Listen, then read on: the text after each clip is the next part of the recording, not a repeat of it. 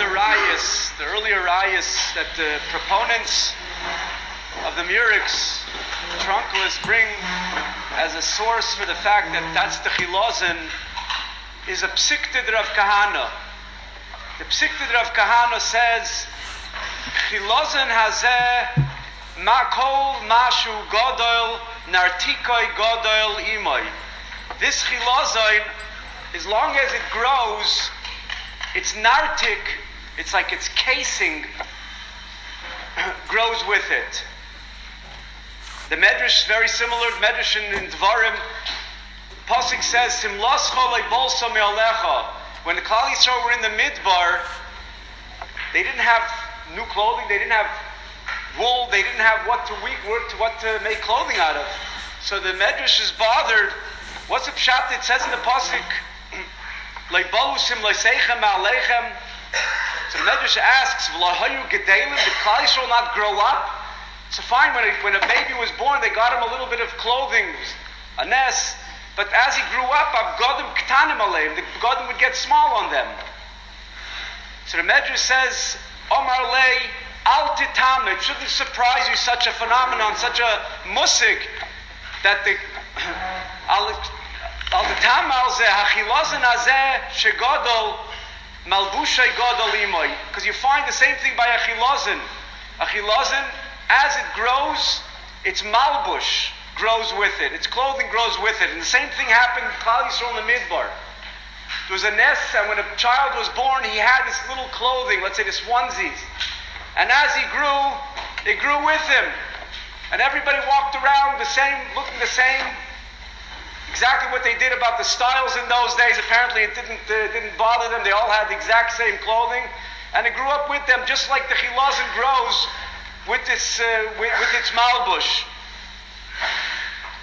Now this already gives a little bit of a mashmos that the chilozon had some outer type of a shell of some sort. It calls it a malbush, calls it a nartik. Nartik sounds like a little bit something that's a little harder. The Rosh, when he brings down this medrash, he said, Ma chilozon hazeh beisoi godol imoy. It's bias. Something on the outside, it sounds like it's godol imoy. Now, there are in the waters, there's three types of creatures that have shells on them, and they're not all the same. There's a crab. Crab, when it's born, it doesn't have a shell around it. And what it does is, it finds a shell. When it's small, it finds a shell and puts itself inside a shell. And as the crab grows, and it starts to feel a little bit like it's already filling up the shell and it's not comfortable over there, it drops the shell and finds itself a bigger shell in the water, and it moves into its new house. It doesn't grow with it. Something for l'moshel like a lobster. Lobsters also have shells on them. They also grow. They grow with them. But what happens is when a lobster grows and it starts feeling like its shell is not big enough for it, it discards its shell and it grows a new shell that fits again until it regrows and outgrows that one, and then it discards that and it gets a new one. Doesn't always grow alongside with it. A snail has an interesting thing, at least a lot of snails have, and that is that they're created with a shell, and the way the Rebbeinu Shalom made it was that it makes rings as it grows bigger. It goes bigger and rings around it, and it never sheds its shell, and it always remains with its original shell. It just grows with it. And that fits in beautifully with this medrash, Ma chilozon hazeh kshu godol malbushoy or nartikoy godol imoy. It mamish fits in that it grows along with it. The aruch is a rishon.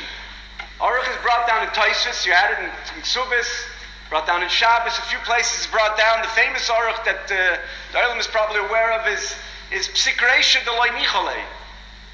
That whenever you have a Psik Reisha, the halacha is you don't have the Heter of Edim Eskavin, you don't have the Patur of Edim Eskavin, but if the Psik Reisha D'Loi Nicholei, the aruch says it's mutter.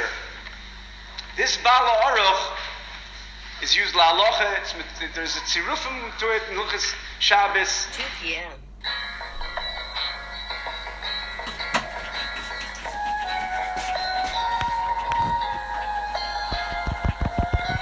Aruch has what you would consider similar to a dictionary type of a thing, and he wrote a pirush, like every word in Chazal, he wrote like an entry, like take a dictionary, and he brought Nekairis and exactly what the taich of this word means.